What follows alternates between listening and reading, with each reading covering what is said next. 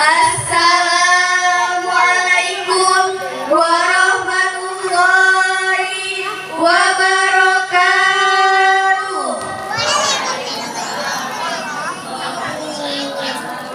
Dewan Guru yang kami hormati, hadirin sebangsa dan setanah air yang kami banggakan. Alhamdulillahirabbil alamin wa bihi nasta'inu ala umuri dunya waddin wassalatu wassalamu ala asrofil anbiya'i wal mursalin wa ala alihi wa sahbihi ajmain. Amma ba'du. Napoleon Hill dalam bukunya Megatres 2000 menjelaskan abad ke-21 adalah abad perkembangan umat beragama. Dapat kita saksikan lembaga-lembaga pendidikan semakin makmur, masjid-masjid semakin menjamur, pengajian dan pengajian tidak lagi sebatas forum dan podium, melainkan sudah berapa pada media cetak dan media elektronika. Hal itu patut kita syukuri dengan mengucap Alhamdulillah. Namun sayang hadirin, di samping kemajuan yang terjadi pada abad ke-21, ternyata abad 21 melahirkan dekadensi moral, bobroknya moral yang kini kian merajalela. Hadirin, Indonesia saat ini sedang mengalami masa kegentingan, di mana tingkat kepercayaan rakyat pada pemerintah kian hari kian menurun karena para pemimpin kita banyak terjerat kasus korupsi. Sehingga beredar pada media-media di Indonesia tentang pencurian, tawuran, pembunuhan, perkosaan, eksploitasi hutan, remaja mati akibat miras oplosan.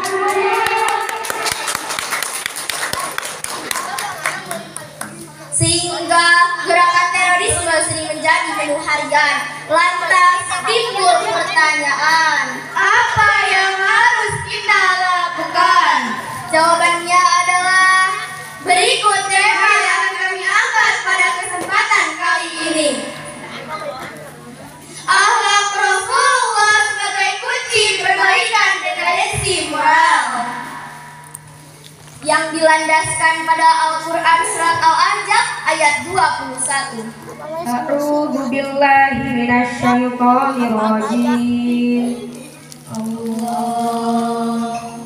Bismillahirrahmanirrahim.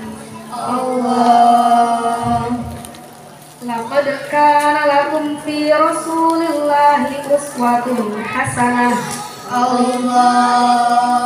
Liman kana yarjullaha wal yawmal akhir wa dzakarallaha katsiran. Hamba berlindung kepada Allah dari godaan syaitan yang terkutuk dengan menyebut nama Allah yang Maha Pengasih berlimpah kasih, yang Maha Penyayang pencurah kasih sayang. Sungguh telah ada pada diri Rasulullah itu suri tauladan yang baik bagimu dan bagi orang-orang yang mengharap rahmat Allah dan kedatangan hari akhir yang banyak mengingat Allah. Hadirin, maksud ayat tersebut menginformasikan sekaligus menegaskan pada kita semua, sungguh pada diri Rasulullah itu terdapat uswatun hasanah. Rasulullah merupakan figur yang luhur serta contoh yang tinggi yang harus diikuti dengan sepenuh hati. Sehingga Abu A'la al-Mawardi dalam bukunya The Prophet of Islam mengatakan, he is the only one example, merupakan contoh yang paling lengkap. Rasulullah merupakan contoh yang paling lengkap karena begitu sangat pentingnya Allah Rasulullah serta kebesaran sifat beliau sebagai seorang pemimpin yang selalu mengutamakan kepentingan rakyat dan mengutamakan Allahul Karimah, sehingga mampu mengubah masyarakat biadab menjadi beradab. Yang menyembah berhala Ini kembali kepada Allah. Sehingga Michael Hart menyebut dalam bukunya 100 Ranking of the Most Influential Person in History. Hal ini menjadi pembuktian pada sabdanya, sesungguhnya aku diutus untuk menyempurnakan akhlak.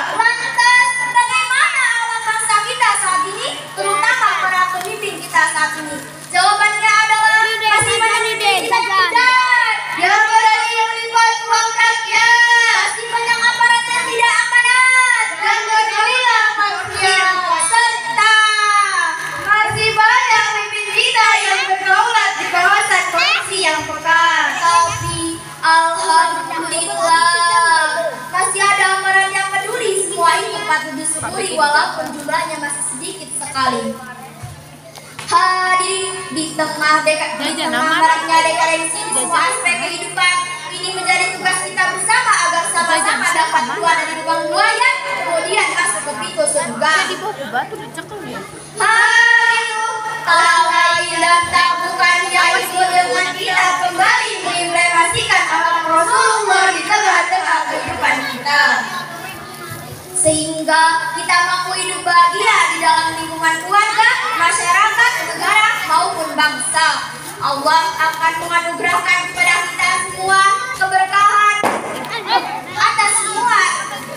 atas semua anugerah yang diturunkan oleh Allah. Allah Subhanahu wa taala berfirman dalam Al-Qur'an surat Al-A'raf ayat 96. Walau anna ahlal qura amanu wattaqaw lafatahna 'alaihim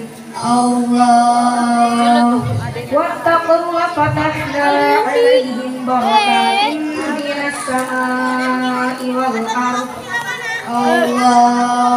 Minas samaa'i wal ardi walakin kazzabu fa'akhadnahum bima kanu yaksibun.